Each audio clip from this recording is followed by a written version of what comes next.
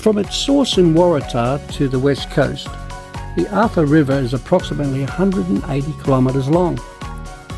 Named after Sir George Arthur, who was Lieutenant Governor of Van Diemen's Land from 1823 to 1837.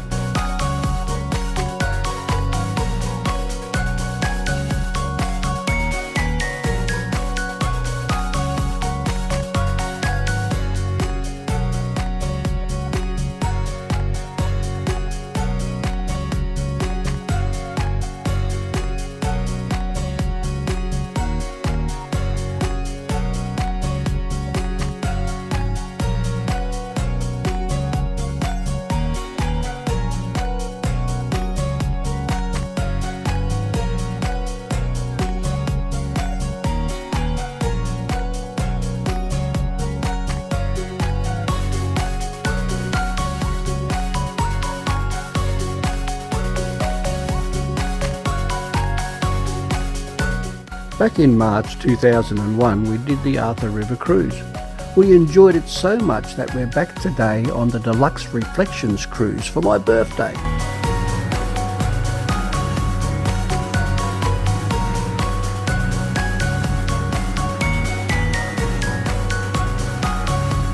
Travelling 14 kilometres upstream to the Arthur and Franklin River Junction before returning to Warra Landing for a gourmet lunch.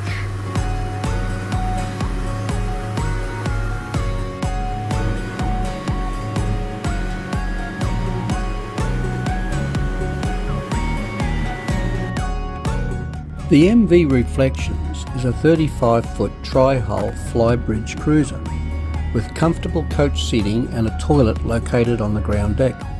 All food and drinks are provided on this cruise.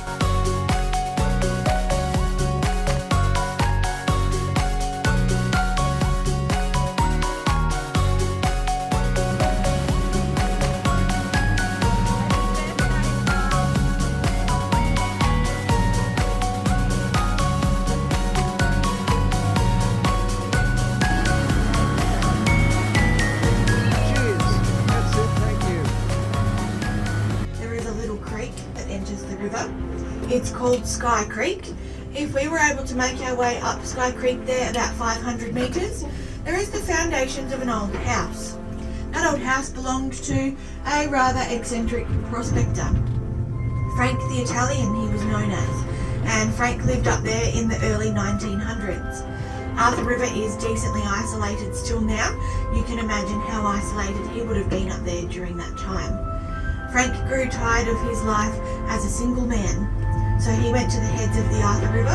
He saw the ferryman, Mr. Gardner, said, "Harry, I'm going to go to town, find myself a wife." Or as he might have said, "Good woman." Off he went to town to find a lovely lady. He came back a couple of weeks later, no lovely lady. There was a newspaper article written. We do believe the wording was, Frank was ineligible in the matrimonial department due to his appearances being sadly against him.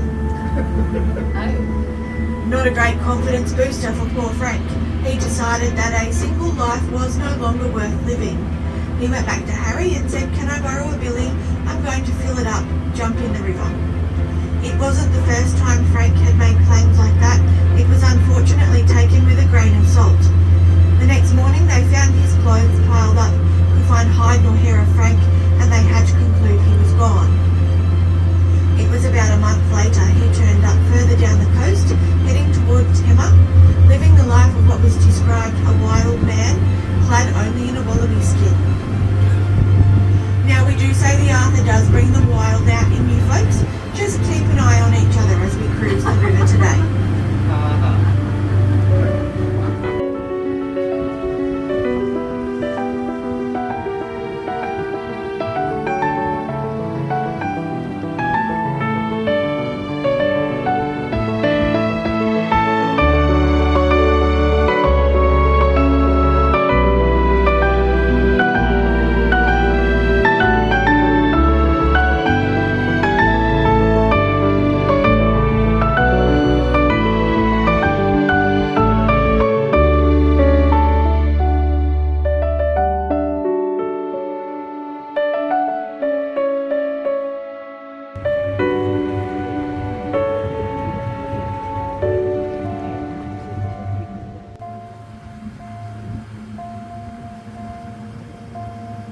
The vessel also has a full flybridge deck with a maximum 360-degree viewing for taking great photos of the wilderness and wildlife.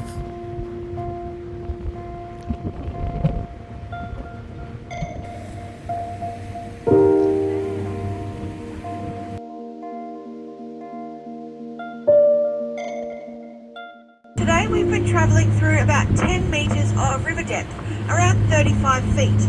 This corner we're moving through now sits at 30 metres of depth, between 80 and 90 feet, so definitely the deepest point of the river. And that is because of the narrowest gap just in front of us there, what we call the funnel or bottleneck. During winter time, the water absolutely rushes through the funnel, scours out the corner behind us, makes it very deep. During that time, our little boats can't push against the river flow, so we stop cruising for 3 months of winter, June, July, August. That will put us out of the worst of flooding on the river, in theory. Our last major flood was October 2022. The river rose 6.5 metres. Prior to that, we had a flood 2016, June 2016, and the river rose 8 metres.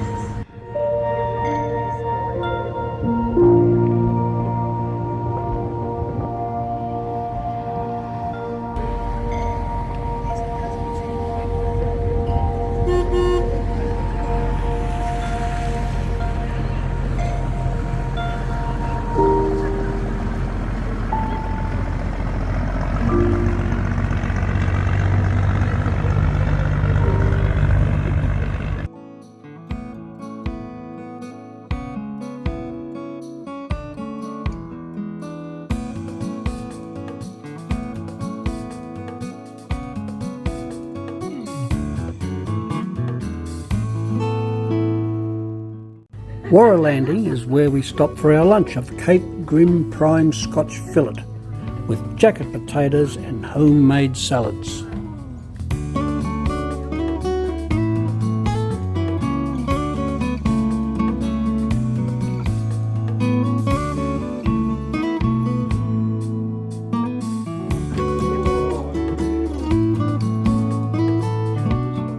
Not that it's cold enough for a fire, but the pot-belly stove gives the place a nice cosy feeling.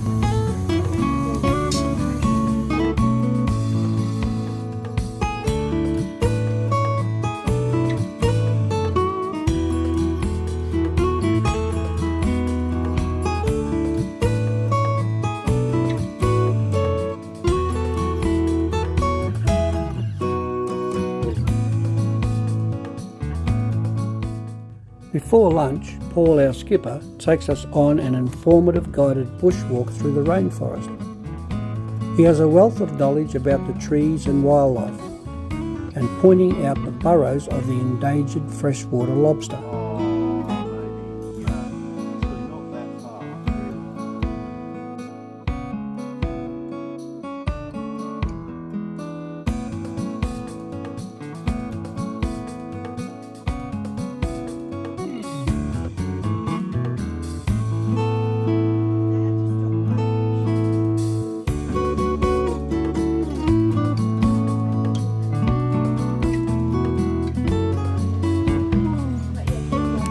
When arriving back at the camp, some of the wildlife are there to greet us, but I think they're more likely hanging around for a free lunch.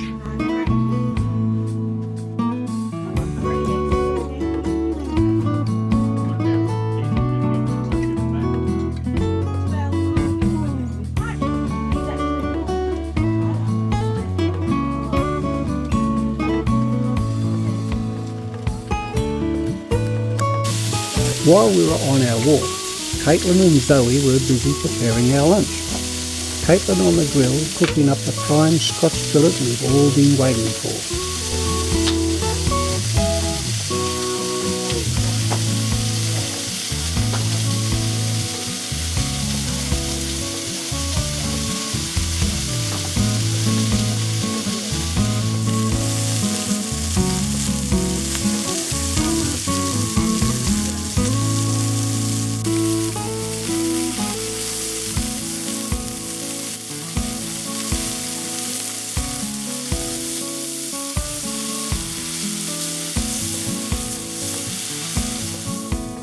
The food and drink we've enjoyed today is all locally sourced.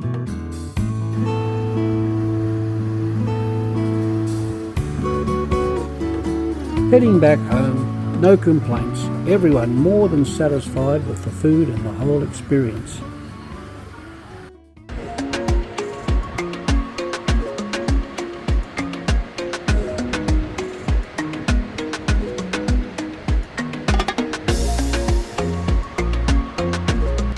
The Tarkine coast at the mouth of the Arthur River, often referred to as the edge of the world, because South America, the nearest landfall, is thousands of kilometres away.